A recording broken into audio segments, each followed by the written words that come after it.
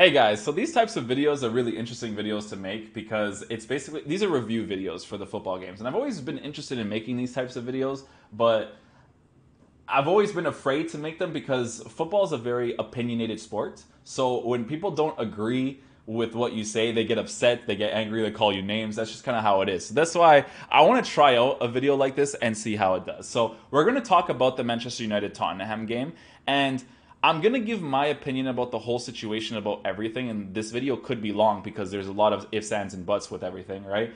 And I want you guys to give me your opinion about the situation, right?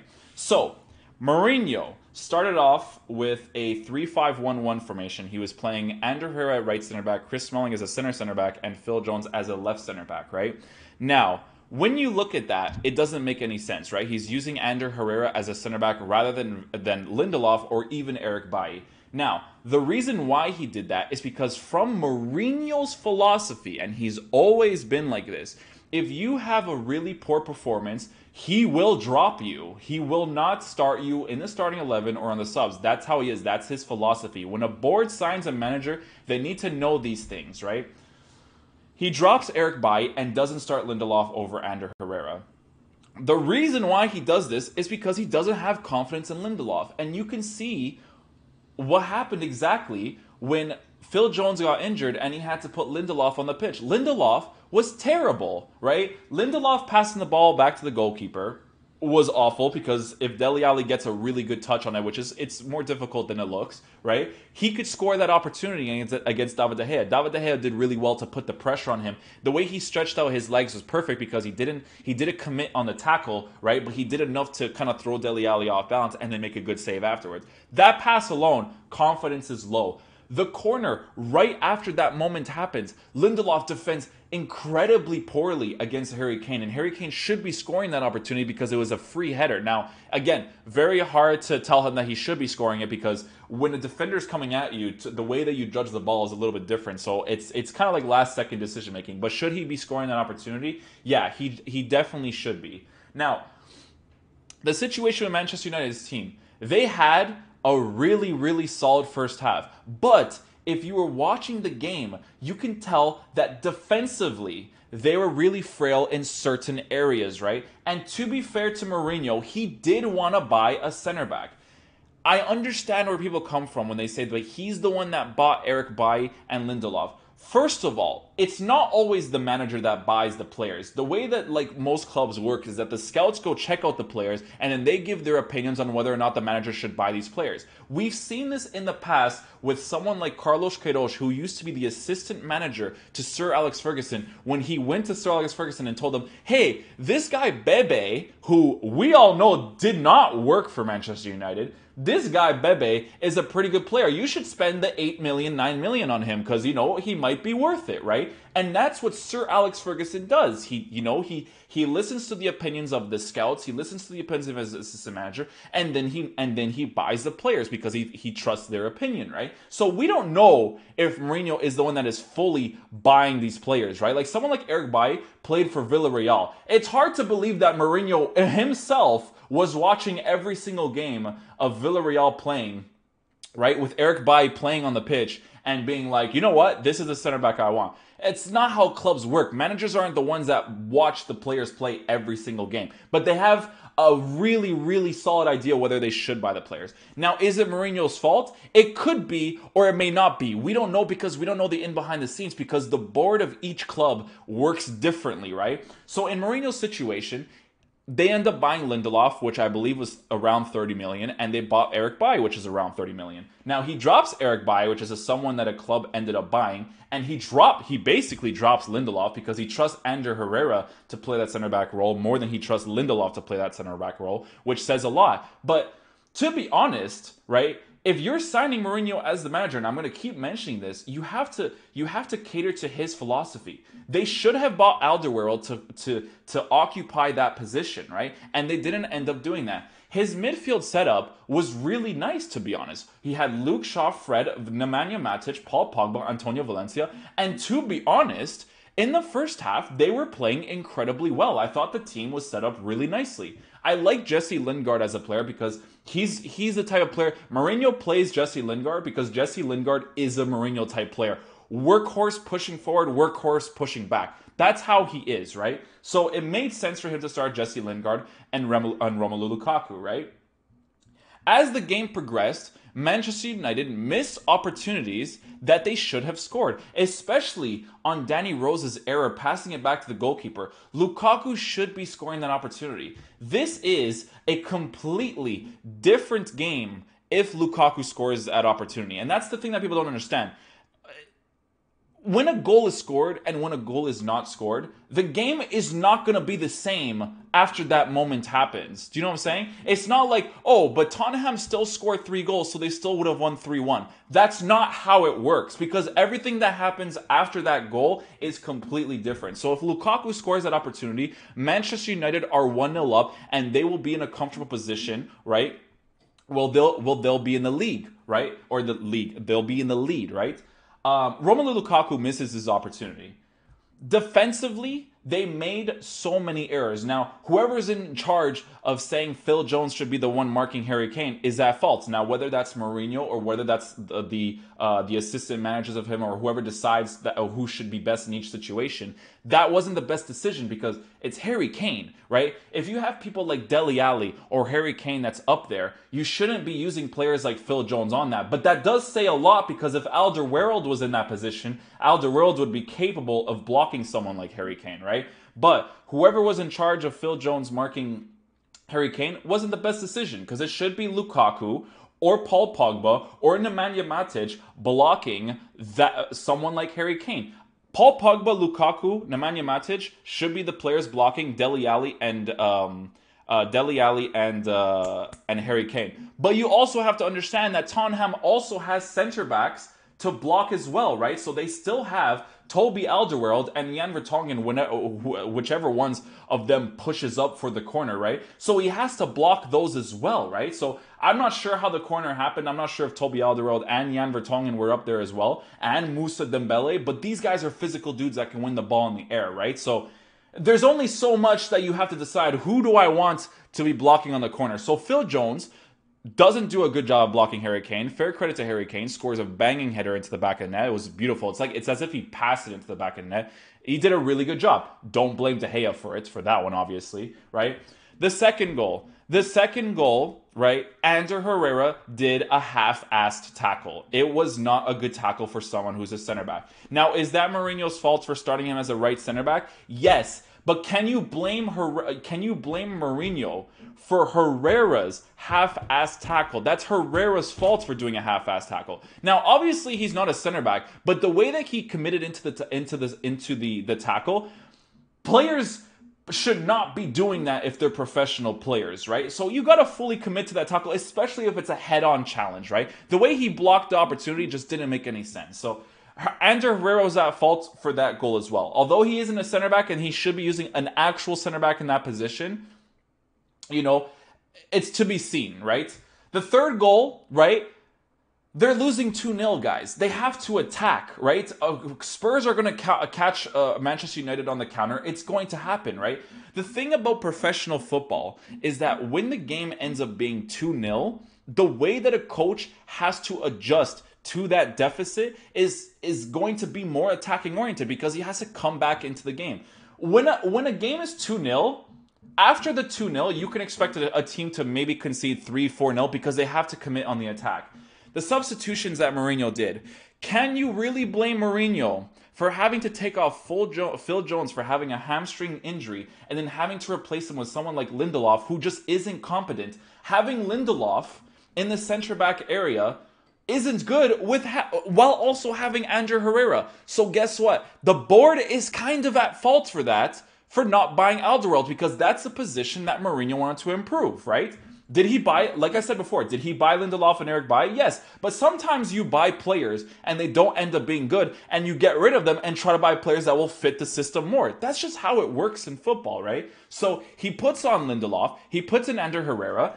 Guys, defensively, they're not going to be looking good, right?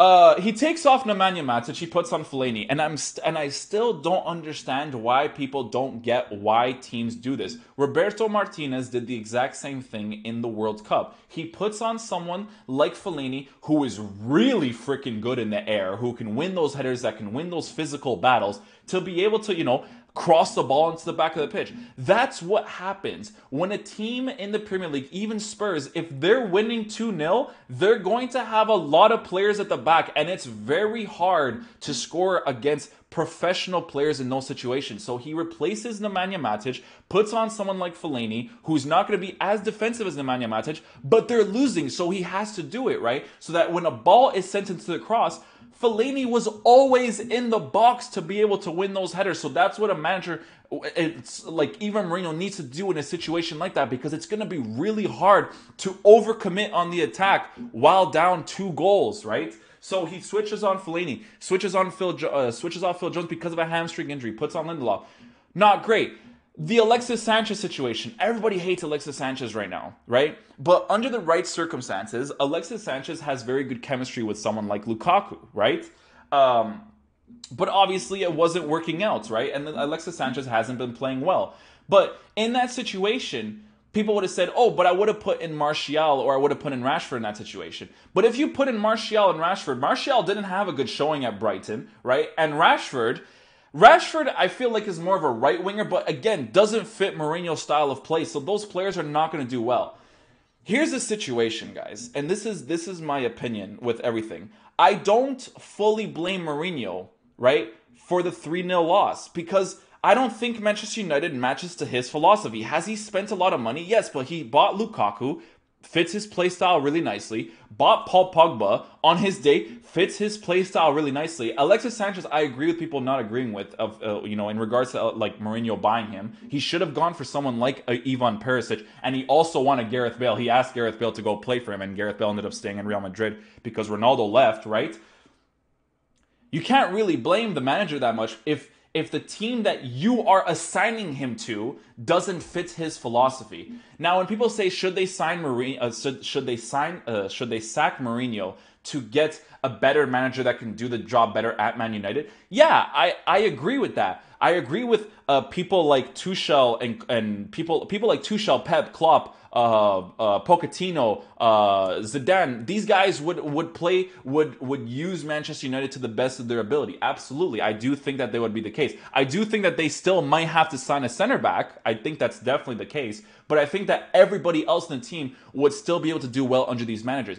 But the thing that people need to understand is that is not Mourinho's philosophy. He's not going to change his philosophy and the way that he wants his team to play because of the types of players that he has. He has tried to get the right players. When he bought Fred, Paul Pogba, and Lukaku, these are 3 really good purchases, right? Was a lot of money spent on these 3 guys? Yes, but those are players he needs. The market is saturated in this way nowadays, right? He does buy Eric Bailly and Lindelof, whether it's him or their club, yes. But they weren't good, so he decided I need a center back, and the board did not sign a center back. So the thing that I'm trying to get at is that I don't fully blame Mourinho for this Manchester United performance. Do I think that Manchester United as a board, as a club, do I think they should be signing a different manager? Yes, but I don't like when Mourinho is receiving blame for not buying a player in the position that they needed to buy. That's how it is nowadays. You buy a player, they may not be good, you need to buy someone else. That's how it is, right? If it's a top team like Manchester United, right? Because we need to be honest right now. He's still better than freaking David Moyes and Louis van Gaal. Louis van Gaal style, in my opinion, with how Manchester United played in the first half, was far more worse than Mourinho's playstyle that he currently has. And David Moyes was just lost in Manchester United. He was absolutely lost. Manchester United should never have signed David Moyes as their replacement manager. They should have signed someone who would have fit that philosophy well. Someone like, I keep saying the same managers, but these managers would be the ones that fit the philosophy of Manchester United. And I will keep mentioning this, and I need to reiterate this. I do agree that Mourinho doesn't fit Manchester United playstyle, but I also really believe that it's not fully his fault because, like I said, if he wanted a replacement and he wanted to buy a player and the board doesn't go through with it, you can't really fully blame the manager. That's like blaming Rafa Benitez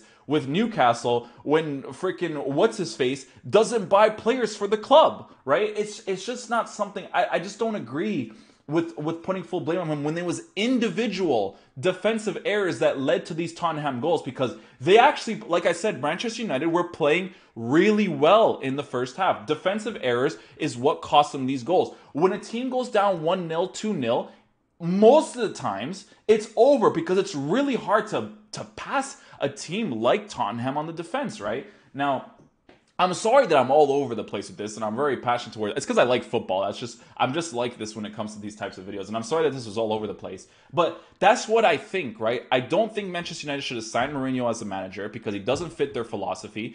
If they did want to sign Mourinho as a manager, they would have to match to his philosophy. It's the same thing with like Unai Emery. I was watching Carragher and Neville having a conversation the other day of Neville saying the perfect thing. A manager should not change his philosophy, right, for the players that he has in his team, because the club signed him because they believe in his philosophy, right?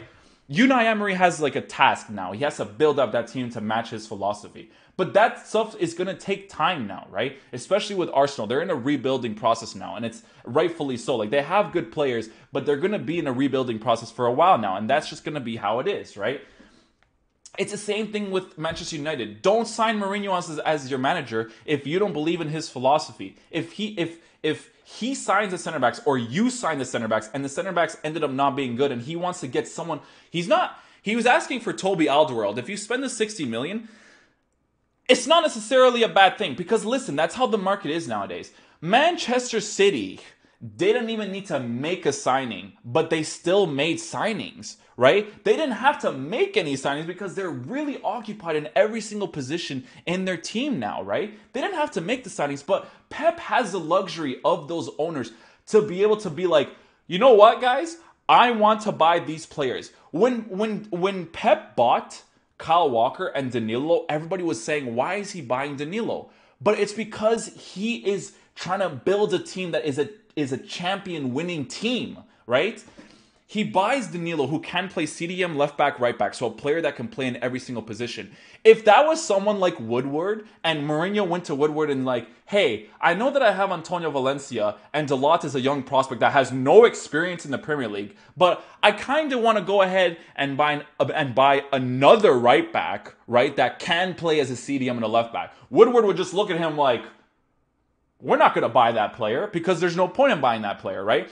And the way that I'm seeing it as a viewer of these games, Woodward just decided, you know what? Lindelof, Eric Bailly, Phil Jones, and Chris Smalling are good enough. These are good enough. These are 4 good enough center backs. And are they? Yes, they can be. They definitely can be. They have the qualities. Chris Smalling was arguably Manchester United's best player in the Louis van Gaal era. He had very good defensive performances.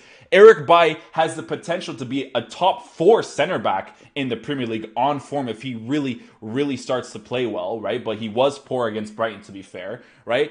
He has the players to be able to do well with them. But if he thinks he needs other players, the board needs to help him with those decisions, right? You can't just change a person's philosophy, right? If you do not agree with Mourinho's philosophy, then you should never have signed the extension with him, and you should never have signed him on as a manager, because that's just how it is in football nowadays. Like, Pep has the luxury to have Sane, Sterling, Bernardo Silva. I know I'm missing someone up top as well.